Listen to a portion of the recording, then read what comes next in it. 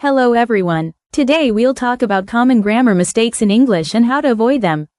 These mistakes are often tested in exams and can lower your marks or confuse your listeners. Let's get started with some real examples. A very common mistake is subject-verb agreement. For example, she go to school every day is wrong. Why? Because the subject she is singular, so the verb must be goes. The correct sentence is, she goes to school every day.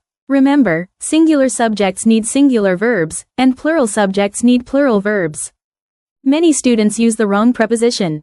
For example, she is good in English is incorrect. The correct sentence is, she is good at English.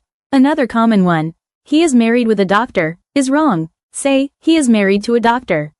Always double-check prepositions in common phrases. Articles are tricky. In I saw an eagle, we use a before words that start with consonant sounds and in before vowel sounds. So the correct sentence is, I saw an eagle. Also, remember the for specific things. I saw the eagle we talked about yesterday. Tenses can confuse many students. I go to school yesterday is wrong because yesterday is past tense. The correct sentence is, I went to school yesterday. Always match your verb tense with the time mentioned. In questions, word order matters. You are coming tomorrow is informal and incorrect in exams. The proper form is, are you coming tomorrow? Remember, in questions, invert the subject and the auxiliary verb. Double negatives are incorrect in English.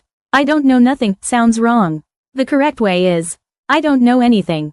Always avoid using two negatives in one sentence. Many students confuse similar words. For example, there, all sound the same but have different meanings. Their house is big, there is a house, and they're going home. Always double check which word fits the context. Thanks for watching. If this video helped you, like, share, and subscribe for more English tips and tricks. Stay consistent, and you'll master English grammar in no time.